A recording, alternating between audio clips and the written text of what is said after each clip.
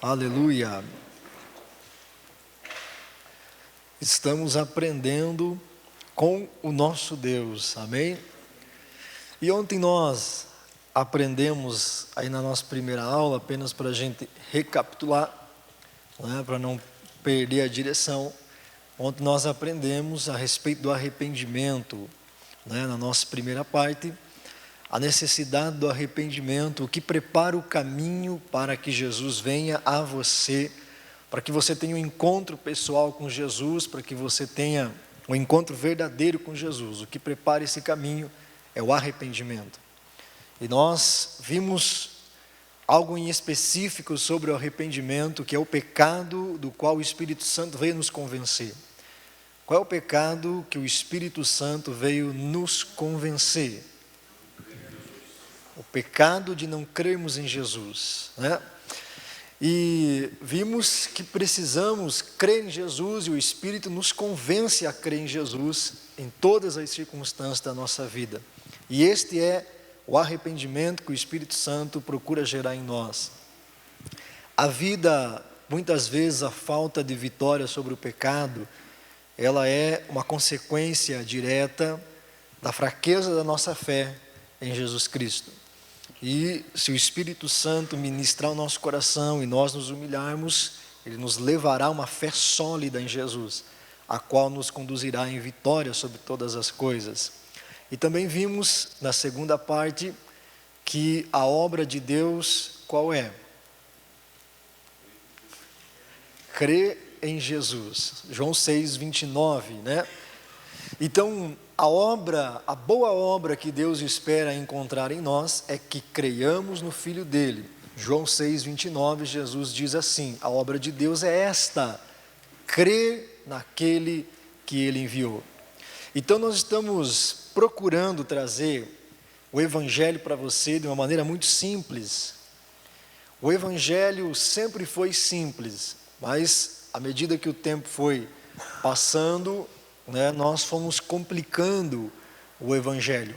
E a revelação da palavra pelo Espírito é simplificar o entendimento. Revelação não é uma coisa difícil, revelação não é uma coisa para deixar misteriosa, muito pelo contrário, revelação é para desvendar o que é mistério, não é assim?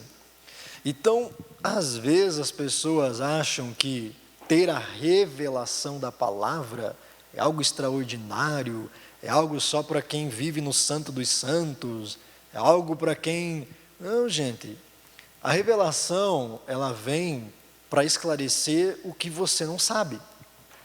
Então, quando Jesus trouxe o ensino dele, ele trouxe muito claro, mas a falta de entendimento, a religiosidade e tantas outras coisas, fechou os nossos olhos para a realidade. A revelação é esclarecer, é mostrar como é. Então, nós queremos muitas vezes fazer várias obras para agradar a Deus, mas Deus não está procurando elas em nós. Deus está procurando uma: creia em Jesus.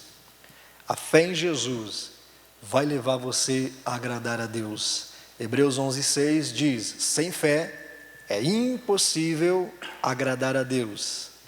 Então você precisa agradar a Deus. De que maneira, pastor, que eu agrado a Deus? Vendendo tudo que eu tenho e dando para os pobres.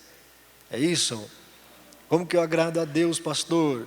Jejuando 3 dias por semana? Não, você agrada a Deus crendo em Jesus.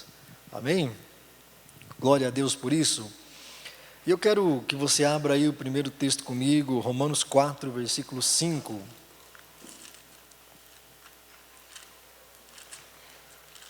Vamos ver o que o Senhor preparou para nós nesta manhã. Aleluia. Só avisando você que daqui a pouquinho tem um cafezinho ali. Aleluia. Né? Então você que acordou 9h58 para vir para cá, né? Não tomou café, foi o caso do Gelson. Vai ter um cafezinho para você daqui a pouco. Romanos capítulo 4, versículo 5.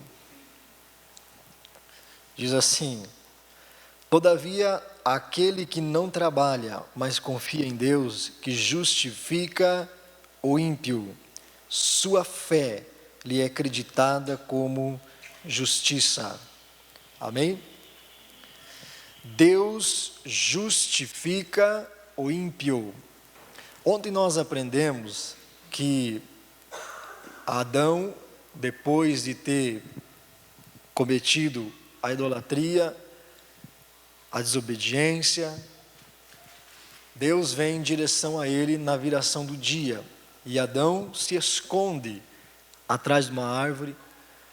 Mas mais do que isso, nós vimos ontem que Adão escondeu o seu coração de Deus.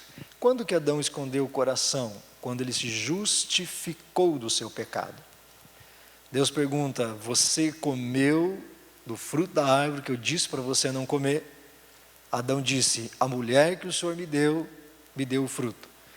Então, Adão não se arrependeu, ele se justificou. E a obra de Jesus Cristo, a obra de Cristo foi completa em nosso favor. Amém? Tão completa que Jesus Cristo nos justificou. Nós nos justificamos do nosso pecado, nós não nos arrependemos.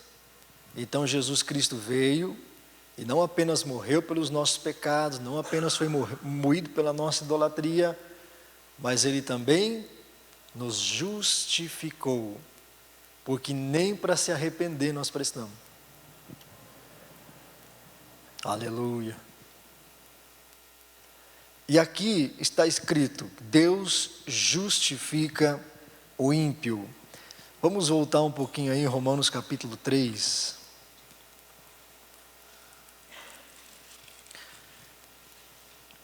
Romanos 3, nós vamos ler do versículo 21 em diante.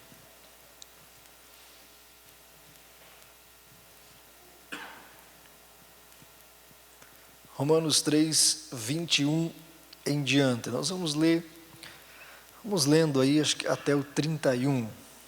Vamos lendo. Romanos 3, 21. Mas agora se manifestou uma justiça que vem de Deus, independente da lei, da qual testemunham a lei e os profetas. Justiça de Deus mediante a fé em Jesus Cristo, para todos os que creem. Não há distinção, pois todos pecaram e estão destituídos da glória de Deus, sendo justificados gratuitamente por sua graça, por meio da redenção que há em Jesus Cristo. Deus o ofereceu como sacrifício para propiciação mediante a fé, pelo seu sangue, demonstrando a sua justiça.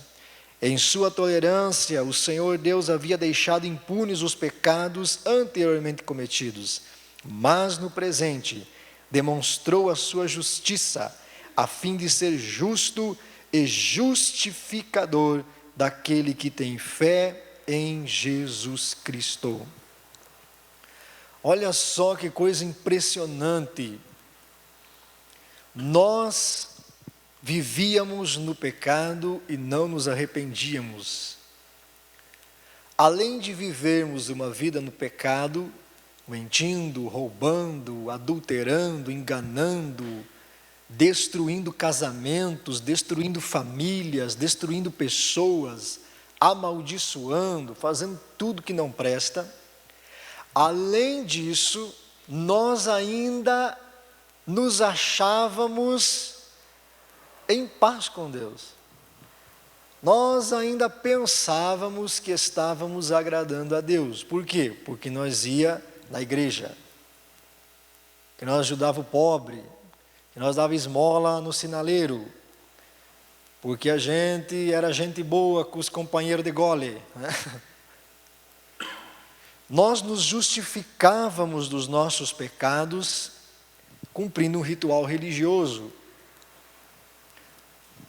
Nós nos justificávamos dos nossos pecados com boas obras. Quando você morrer, você vai para o inferno. Eu não. Por que não? porque eu não mato, não roubo, né? Não sou igual aqueles vagabundos, aqueles bandidos, aqueles miseráveis. Então nós nos justificávamos de tudo isso. Jesus Cristo contou uma coisa muito interessante, né? Certa feita. Jesus disse que havia duas pessoas orando. Um fariseu, que era um sacerdote, e um publicano, que era um cobrador de impostos. Aí, o fariseu, Jesus diz assim, ele orava dele para ele mesmo. Então Deus não estava ouvindo a oração dele. Ele orava dele para ele mesmo. Por quê? Porque ele era o próprio Deus de si mesmo. Ele dizia, Senhor, graças eu te dou. Olha, eu te agradeço. Por que você é grato a mim? Porque eu não sou como esse miserável, esse publicano pecador. Eu jejuo 2 vezes na semana, eu dou o dízimo de tudo que ganho. Eu te agradeço por não ser como essa praga aí. Aí, o publicano, Jesus diz assim, ele nem ousava olhar para o céu, mas batia no peito e diz, tem misericórdia de mim, Senhor, porque eu sou pecador. E aí Jesus diz assim, aquele publicano voltou para casa justificado, mas o fariseu não.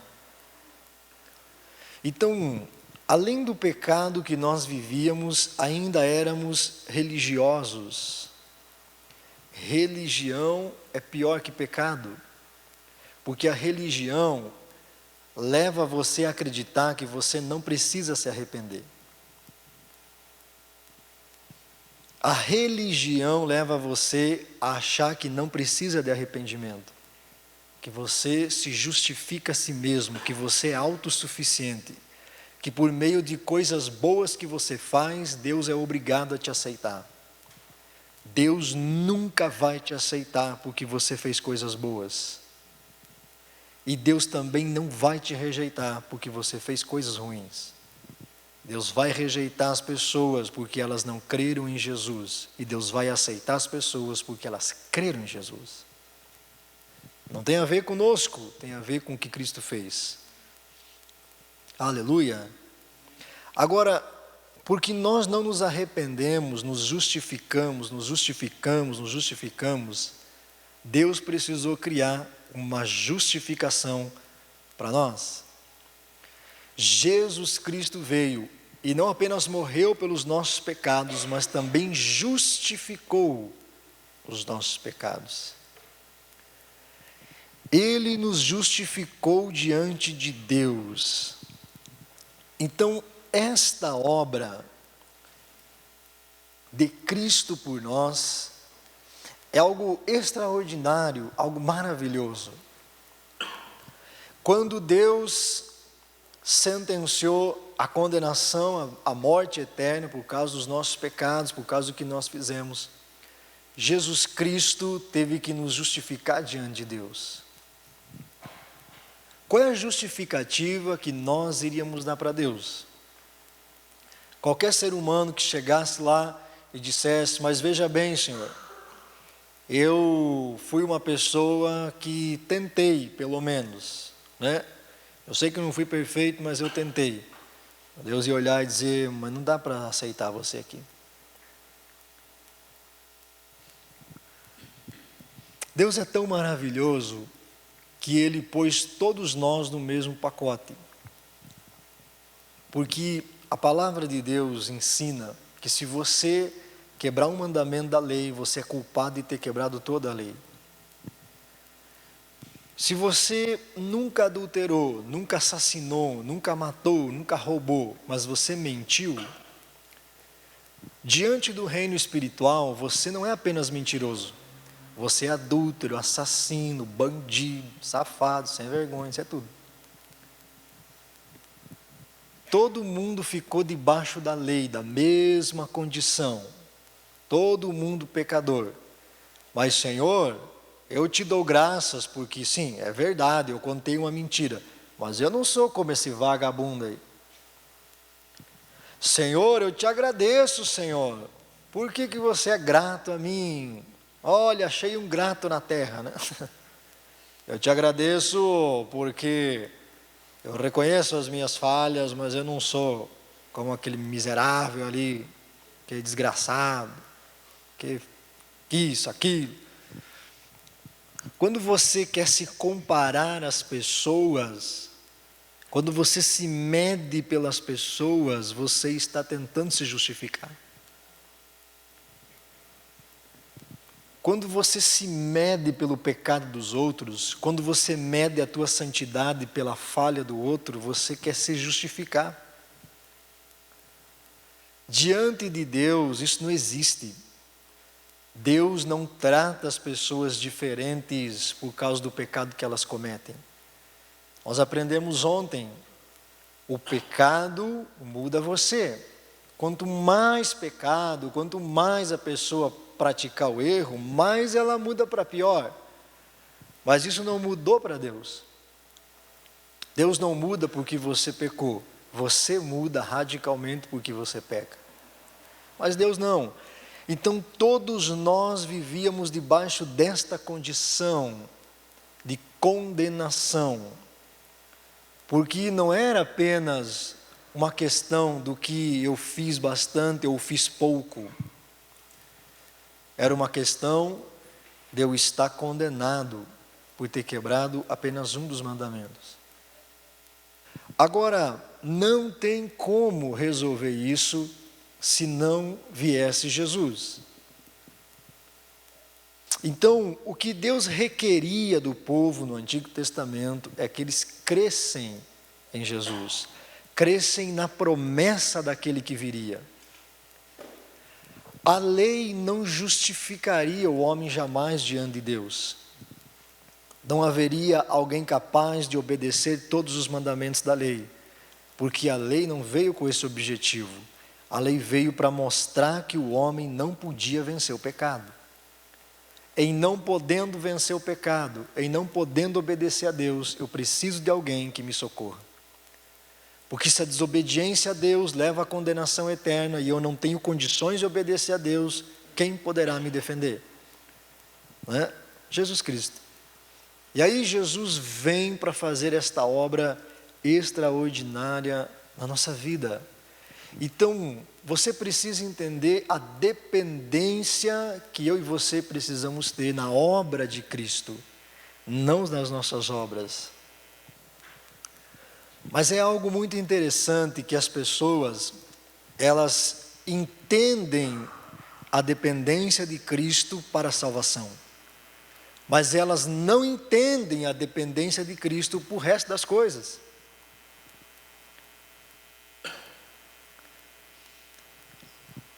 Deus veio atrás de você. Não foi você que acordou um dia, um domingo pela manhã como esse, apaixonado por Deus. Você acordou uma bela manhã e disse, acho que eu vou entregar minha vida para Jesus hoje. Não é porque eu amo Deus. Quem acordou assim um dia? Acordou nada. Você acordou com vontade de matar o teu marido. Acordou com vontade de matar alguém, você vivia no pecado. Ninguém fez isso. Deus veio atrás de você. Aleluia! Deus veio buscar você. Deus veio te buscar. Deus usou alguém, Deus usou uma circunstância. A maioria das pessoas só abriram o coração para Jesus porque passaram pelo vale da sombra da morte. Se não fosse a dificuldade, se não fosse a tribulação, se não fosse a angústia, se não fosse a doença, se não fosse a miséria que veio sobre a pessoa, ela não ia abrir o coração para Jesus. O coração do ser humano é ferro puro, duro. Aí Deus sabe lidar com ferro, mete no fogo. Aí o ferrinho Então, nós, além de viver no pecado, nos justificávamos. Eu matei aquele cara lá, mas também ele me provocou, né? Eu traí mesmo. Por quê? Porque o caboclo era muito bonito. Porque a mulher não sei o quê. Porque não sei o quê. Porque os meus amigos. Porque não sei o quê. Porque a sociedade é injusta. A sociedade é injusta, você não. Então, as desculpas para a vida que levamos são inúmeras. As desculpas para os fracassos, para as fraquezas, as justificativas são imensas. Mas Deus, mesmo assim, veio atrás de você. Por que Deus veio atrás de você? Porque eu tinha muito valor, pastor. Você não valia nada. Não, Deus veio te salvar porque você era muito precioso. Não era precioso porcaria nenhuma. Você não valia o feijão que comia. Deus veio atrás de você por causa de Cristo. Aleluia. Deus veio te resgatar por causa de Jesus.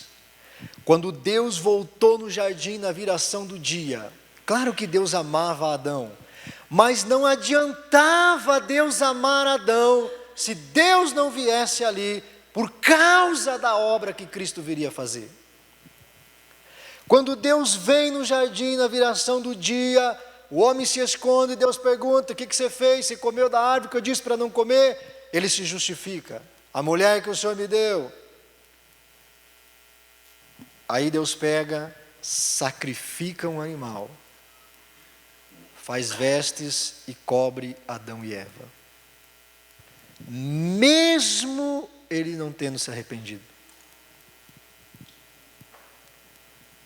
Deus veio atrás de nós, não é porque você era bom, não é porque você valia muita coisa, veio por causa da obra de Cristo.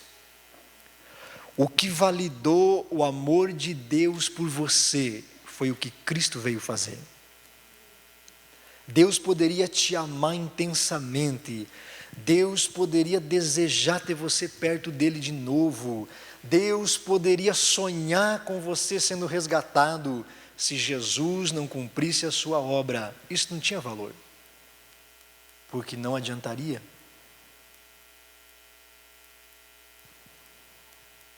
Quem está me entendendo? Você consegue imaginar a importância da obra de Cristo? Deus mata aquele animal no jardim, derrama um sangue e faz vestes de pele. É só por isso, Adão, que eu consigo resgatar você. Por mais que eu ame você, Adão, se você não aceitar este sangue, eu não posso fazer nada por você. O único jeito é você aprender que não tem jeito de você se justificar. Somente Jesus Cristo te justifica diante de Deus. Então, quando a ira pelo pecado, o castigo pelo pecado, a consequência viria sobre nós, Jesus recebeu ela no nosso lugar. A consequência do pecado principal é a morte eterna. Adão recebeu essa consequência sobre ele. Quando Adão pecou, Adão ficou preso ao corpo físico. Você sabia que o que separou Deus de Adão foi o corpo? Deus criou Adão, um ser espiritual. Adão não morreria. Adão seria eterno. Por isso Deus descansou no sétimo dia e o santificou. Por quê? Porque o sétimo dia era o último dia. Não haveria oitavo, nono, décimo, porque Adão não morreria.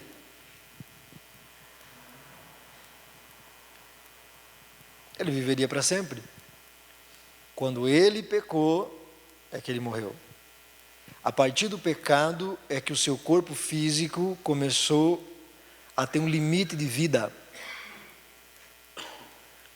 Então, quando o ser filho de Deus Adão, a criação de Deus Adão, pecou, o seu corpo físico recebeu a sentença pelo pecado. Deus condenou o pecado no corpo, como nós já aprendemos em outras vezes, e lá no IBED a gente aprende com muita propriedade sobre isso. Deus condenou o pecado na carne, por isso você vai morrer fisicamente. Se você não morresse fisicamente, era impossível salvar você. Deus não expulsou Adão do jardim porque ele pecou. Deus expulsou Adão do jardim para que ele não comesse da árvore da vida e vivesse eternamente em pecado. Deus limitou a vida do homem a partir da queda para que pudesse resgatá-lo ao longo da história. Então o corpo físico que recebeu o pecado do homem passou a ser o véu que separava de Deus. Para que Deus pudesse ter acesso ao coração de Adão, tinha que passar pelo corpo físico, tinha que passar pela carne. Para que Adão pudesse ter acesso a Deus, ele precisava vencer a carne. Aleluia. Não é assim que funciona hoje? Se você não vencer a tua carne, como é que você vai ter acesso às coisas espirituais? É por isso que Jesus sofreu no corpo. O autor aos Hebreus diz que o véu foi rasgado, isto é, o corpo de Jesus Cristo foi rasgado pelos nossos pecados, para que tenhamos livre acesso a Deus. O nosso corpo físico, a nossa mentalidade natural, passou a ser a separação de Deus. O que separou Deus de Adão foi o corpo. Esse corpo caído, essa mentalidade escrava do pecado e das justificativas, do medo, das desculpas e de tudo isso que você conhece. Então eu quero que você pense nas consequências que o pecado trouxe para nós. O pecado fez um estrago profundo em nós. O pecado nos separou de Deus. O pecado mudou tanto você, que você passou a ver Deus num poste. O pecado mudou tanto o ser humano, que ele passou a ver Deus num pedaço de madeira. Ele passou a ver Deus na lua. O que é Deus? Ah, Deus é a força do cosmos, né? Que não é a pastora Eliane. Eliane Cosmos, é daí que vem. Ah, Deus é uma energia que sustenta o universo. Não, Deus é aquele ventilador ali, ó. Não, Deus é esse pedaço de madeira. Deus é uma pedra. E as pessoas se prostram diante de uma pedra. Lá na Índia, por exemplo, eles adoram a vaca, o rato. Você sabia que tem o templo dos macacos lá na Índia? Tem um monte de macaquinho e o povo vai oferecer sacrifício para os macacos. Ah, o que é Deus? Ah, Deus é tudo. Deus é tudo. Eu sou Deus, você é Deus, essa cadeira é Deus. O pecado escravizou tanto a mentalidade humana que o homem começou a ver Deus nas coisas mais absurdas que você possa imaginar.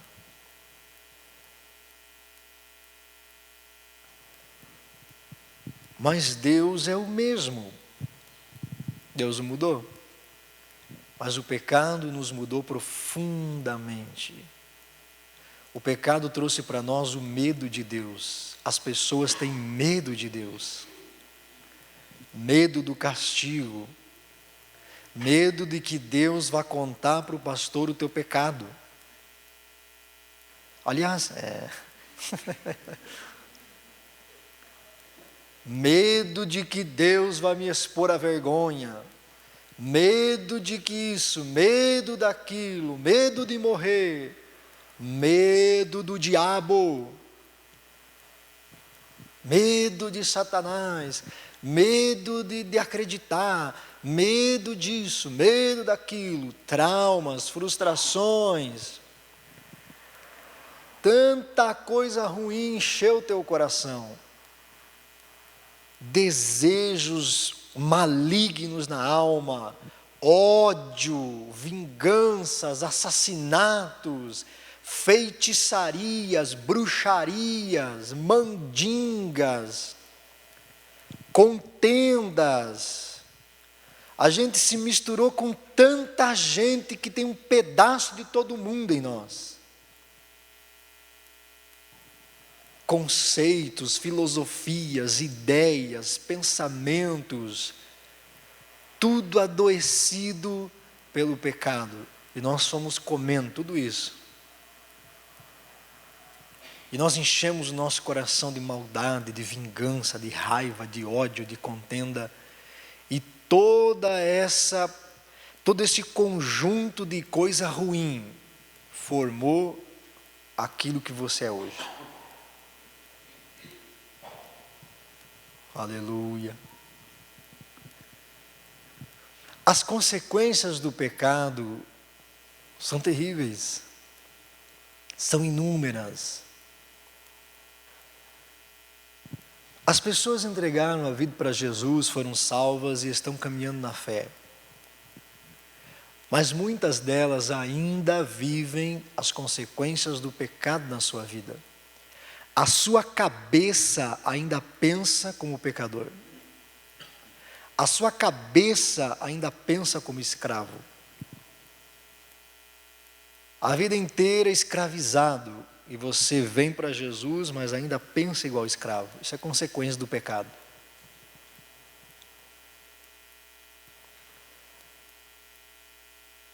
Quando você erra, você tenta se justificar. Isso é consequência do pecado.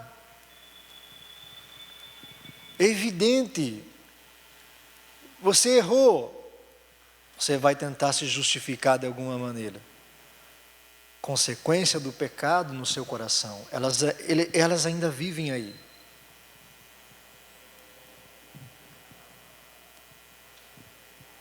Não é? Igual dizem alguns irmãos, eu me converti, irmão, mas o meu braço ainda não. Né? É, consequência do pecado. Eu vim para Jesus, mas a ganância ainda habita forte o meu coração. Se alguém mexer no meu dinheiro, eu mato.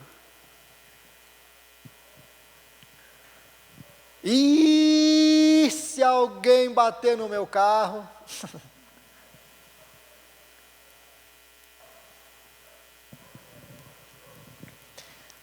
A palavra de Deus diz assim: mais bem-aventurado é dar do que receber. Mas os crentes nos nossos dias, a maioria da igreja, eles querem receber. Dá o que é meu aí. Mas dá. Mais bem-aventurado é dar do que receber, mas as pessoas querem só receber. Então, as consequências daquilo que nós vivemos lá atrás, elas gritam ainda na nossa mente.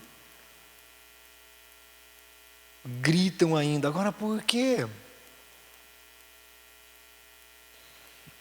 A gente poderia falar amanhã só sobre as consequências do pecado que ainda estão vivas no seu coração. As pessoas adoram a Deus como se Ele fosse um ídolo ainda. Elas querem oferecer um sacrifício para apaziguar a ira de Deus, para Deus abençoá-las. Olha, Senhor, estou aqui oferecendo esse dinheiro para apaziguar a sua ira, porque eu sou um pecador. Aí o Senhor vê se o Senhor abençoa lá. A pessoa vive na prática do pecado, aí vem na igreja e dá uma ótima oferta para Deus prosperar ela. É isso que Deus quer? Não, Deus não é um ídolo. Mas é isso que fazem no paganismo. O Deus da prosperidade está irado conosco. Já assistiu aquele filme? Ele diz assim, os deuses estão irados. Aí para apaziguar a ira de Deus, dos deuses se oferecia um sacrifício. Se o Deus da chuva está irado, oferece um sacrifício que vem chuva.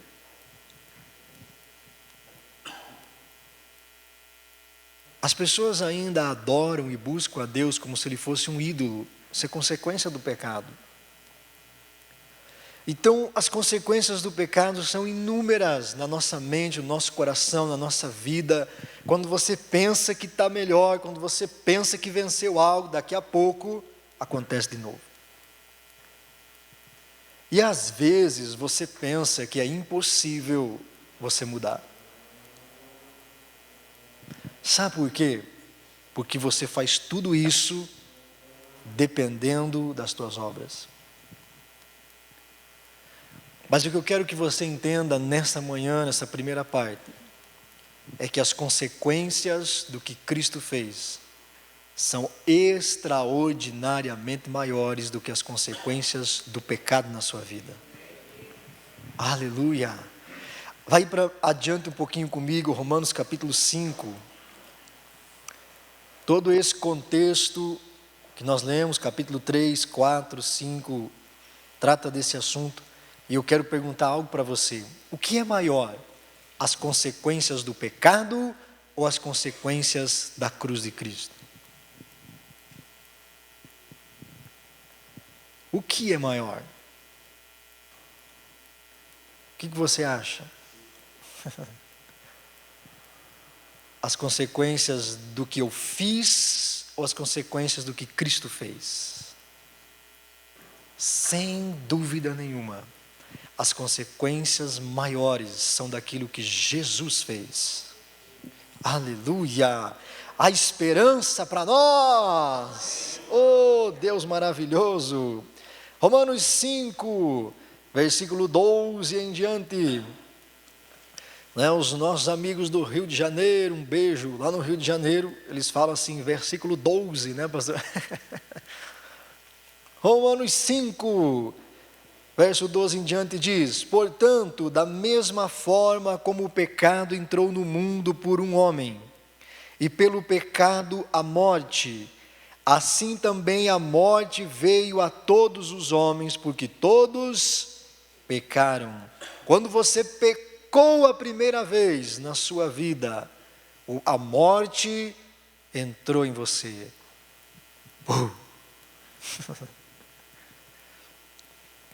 A morte veio quando você pecou.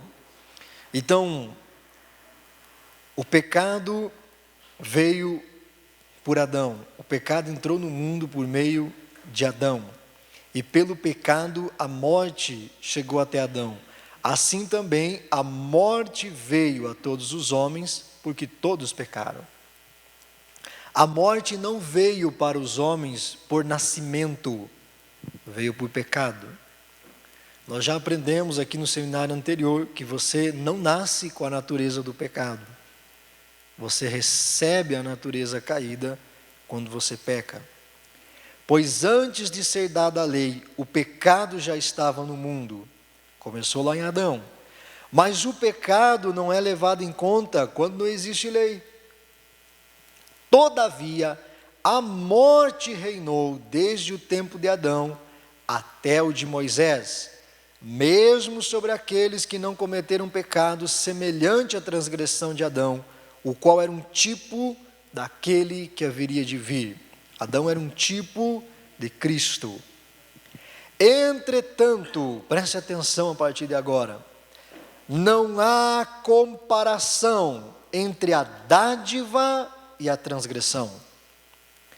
Pois se muitos morreram por causa da transgressão de um só, muito mais a graça de Deus, isto é, a dádiva pela graça de um só homem, Jesus Cristo, transbordou para muitos. Verso 16: não se pode comparar a dádiva de Deus com a consequência do pecado de um só homem. Por meio do pecado veio o julgamento que trouxe condenação, mas a dádiva, o perdão, a misericórdia, o resgate decorreu de muitas transgressões e trouxe justificação. Aleluia! Paulo está dizendo, não tem nem como comparar as consequências do pecado que vieram a partir de Adão, com as consequências da dádiva que Deus fez por nós, enviando Jesus Cristo. As consequências do que Cristo fez, da sua obra, são infinitamente mais poderosas, fortes, impactantes, do que as consequências do pecado. Não importa o que o pecado fez no seu coração, não importa se o pecado transformou você num monstro, numa aberração, em um bandido, em um assassino, em um adúltero, não importa. O que importa? O que Cristo fez por mim. Aleluia. Porque o que Jesus fez por mim tem um impacto muito mais profundo do que o pecado da minha vida. O que Jesus fez por mim vai muito mais fundo em mim do que o pecado. Paulo diz, não dá nem para comparar. Adão errou e a morte entrou. E por causa de uma transgressão, a morte começou a reinar. Todos os que morriam a partir de Adão não podiam entrar no céu. Mesmo os que criam na promessa do Messias não podiam entrar no céu. Eles não tinham a garantia da vida eterna. Eles tinham que ficar esperando.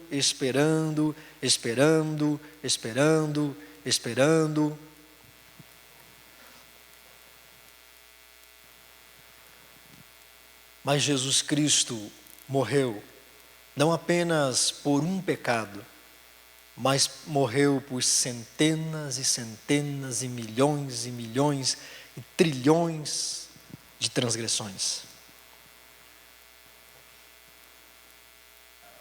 Paulo diz, assim como que por um ato de desobediência o pecado veio e a morte reinou, por um único ato de justiça a vida reina.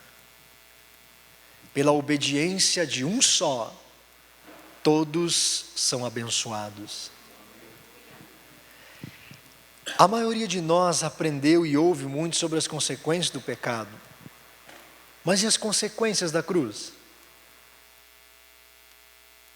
As consequências do sacrifício de Jesus foram tão fortes que 2000 anos depois você está aqui. Ela te alcançou. Aleluia. As consequências da cruz estão vivas até hoje. Ela está te alcançando. Agora, na sua vida pessoal, você pode viver nessas duas dimensões. O que está mais vivo em você? As consequências do pecado ou as consequências do que Cristo fez? As consequências do que Jesus fez são muito mais fortes, tem muito mais poder e força de mudar você do que as consequências do pecado.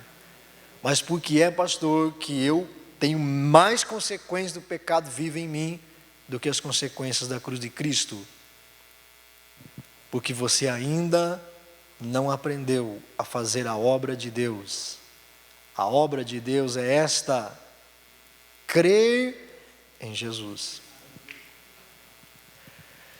Quanto mais você crê em Jesus, mais essas consequências do que Ele fez limpam você.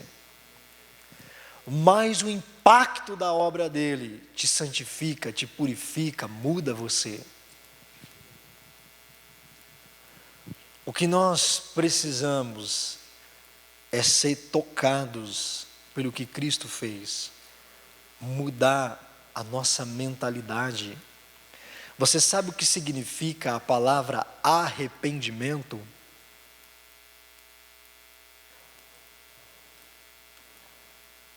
que significa arrependimento? É a noia, mudança de mentalidade. Arrependimento é isso, a mudança de mentalidade.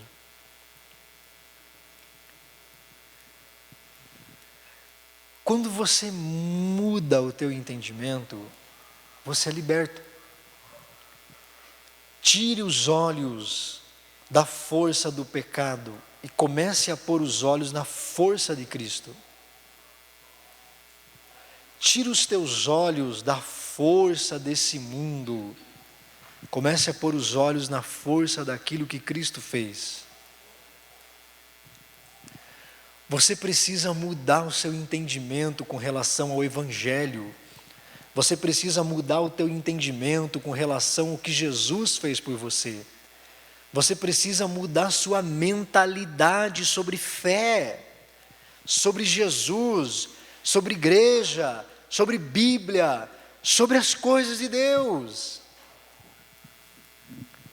Mude a sua maneira de pensar, de ver as coisas. O ensino do Espírito Santo te convence a crer em Jesus. Durante a minha vida toda eu aprendi assim, mas o que é que o Espírito está te mostrando que Jesus diz? O que o Espírito está revelando para você? O que o Espírito está falando com você? Não, pastor, eu tenho maldições aí na minha vida, porque o meu avô morreu de câncer, o meu pai morreu de câncer, o bisavô morreu de câncer e é chegada a minha hora. Isso é uma maldição, é uma maldição. Mas Cristo me redimiu da maldição. Não, Cristo me redimiu da maldição, mas é que o quê?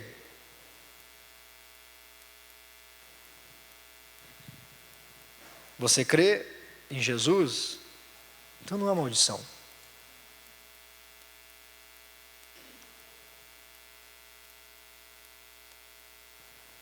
Não, pastor, porque eu estou com medo de morrer, porque eu não sei bem, porque tem uma doutrina aí que diz que a gente vai dormir. Eu quero saber, você crê em Jesus? Eu creio, então descanse.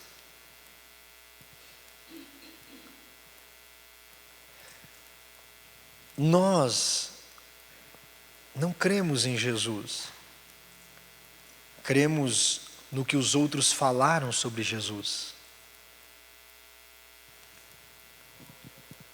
Você precisa crer em Jesus, não no que disseram sobre Jesus. A maioria de nós carrega essa consequência religiosa do pecado da religião. O Jesus que a gente conhece é um Jesus que os outros mostraram para nós. Jesus não gosta de vermelho. Quem usar vermelho vai para o inferno. Aí outro diz, não, cara, não tem nada a ver. Outros apresentaram para você um Jesus que não tolera pecado. Um Jesus que não aceita. Bom, se ele não tolera pecado, o que você está fazendo aqui?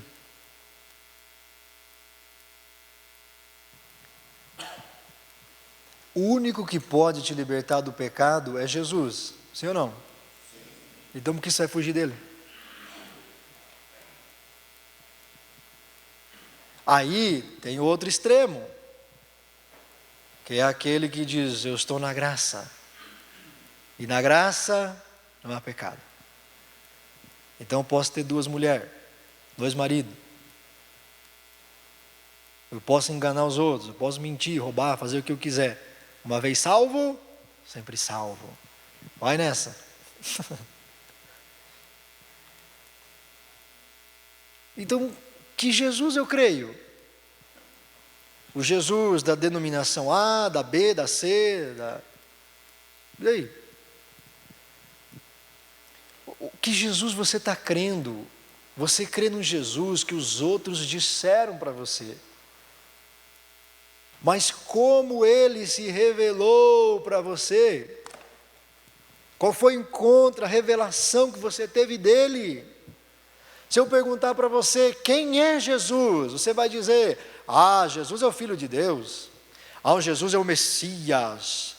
Não é? Vai falar até em hebraico, Yeshua HaMashiach. Nem sabe o que é. Jesus é o Salvador do mundo. Alguns dizem, Jesus é tudo para mim, tudo. Jesus é tudo, pastor. Quem é Jesus? Jesus é isso, Jesus é aquilo. Mas isso não é o que você conhece dele, é o que disseram para você. Você leu um livro que falava dele, você ouviu um pastor dizer, você só ouviu, você não teve a experiência de quem ele é.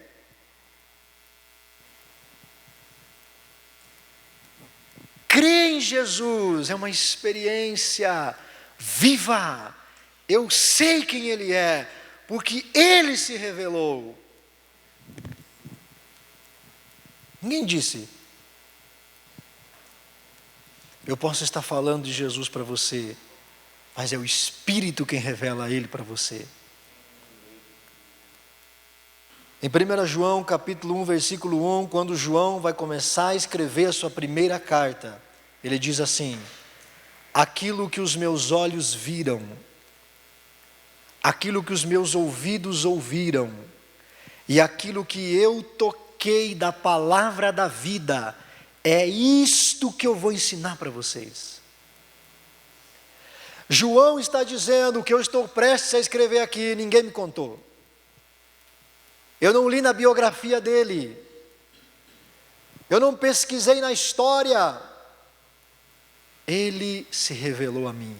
Eu toquei nele. Eu ouvi a sua voz. Eu vi ele. Jesus Cristo está vivo. Você pode ouvir a sua voz hoje. Você pode contemplá-lo hoje. Você pode tocá-lo hoje. O que nós precisamos é desta experiência com Cristo, esta revelação da pessoa dele para nós. Não o que eu estudei na teologia, não o que eu estudei em sala de aula, mas a experiência que eu recebi da pessoa dele. O apóstolo Paulo, escrevendo Gálatas no capítulo 1, ele diz assim: o evangelho que eu estou escrevendo, eu não recebi de ninguém. Ele me foi revelado por Jesus Cristo. Falta-nos uma experiência real. Falta-nos sair da teoria e viver algo verdadeiro com Jesus. É isso que nós precisamos. Não é de mais uma aula, mais uma ideia, mais uma coisa. Nós precisamos da experiência, que o Espírito o revele a nós. Aleluia!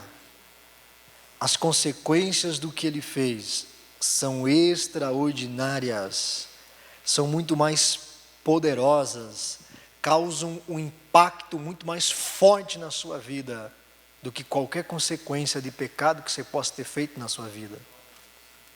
O apóstolo Paulo foi um dos maiores pecadores que o mundo já viu, assassino de cristãos, matou os filhos de Deus. O apóstolo Paulo foi um dos homens mais religiosos que esse mundo já conheceu, fariseu, dos da sua idade superava a todos em conhecimento da lei, da tradição, da cultura, da religião, de tudo que você possa imaginar, filosofia, dos gregos, tudo ele conhecia. Foi ensinado por Gamaliel, um dos maiores rabinos da história do judaísmo. Ele seria o próximo grande rabino judeu. Mas Jesus achou ele. E as consequências do encontro com Jesus foram radicais na vida dele. Toda aquela bagagem que ele trazia de religião, de idolatria, de assassinato, de ódio, matava em nome de Deus. Ele era um alistado do Estado Islâmico dos nossos dias. Mas Jesus encontrou ele. E as consequências do encontro com Jesus se tornaram extremamente mais poderosas do que tudo que ele viveu no seu passado. As consequências do que Cristo fez são infinitamente maiores do que a vida que você levou no pecado. Você precisa conhecer Jesus. Você precisa crer nele. Creia em Jesus. Não aceite mais aquilo que vai contra o que Jesus fez na sua vida. Não aceite mais a acusação de Satanás, porque Jesus te justificou. Não aceite mais ser escravo das coisas, porque Jesus te fez livre. Não aceite as coisas que vêm contra o que Cristo fez por você. Não aceite mais uma vida religiosa, não aceite mais uma vida apóstata, não aceite mais uma vida que te empurra. Você domina sobre a sua vida, porque Cristo te fez Senhor dela. Não aceite mais uma vida aquém, a par de tudo que Jesus fez. Não aceite mais uma vida que se justifica do erro, mas aceite apenas alguém que se arrepende e que se humilha. Não aceite mais uma vida de reclamações, reclama. Vá para uma vida de gratidão. Senhor, obrigado por aquilo que eu tenho. Só tem ovo para comer hoje, pastor. Obrigado, Senhor, por este alimento que o Senhor coloca na minha mesa. Hoje dá para comer, pastor, uma picanha argentina. Né? Como é que é uma picanha? Obrigado, Senhor. Ainda não tenho a minha própria casa, mas eu moro debaixo de um teto. Obrigado, Jesus. Ainda não tenho um carro, tenho que andar a pé. Tem tênis para vestir? Tenho. Obrigado, Jesus. E pastor, não tem tênis, tem chinelo? Tem. Não tem chinelo, tem pé para andar? Obrigado, Jesus. Pastor, eu não tenho uma perna, tem outra. Eu não tenho as duas pernas, tem alguém que te leve? Tem. Então, obrigado, Jesus. Gratidão. Não aceite mais que as consequências do pecado vivam em você. As consequências do que Cristo fez são muito maiores. Aleluia. Bendito é o nome de Jesus.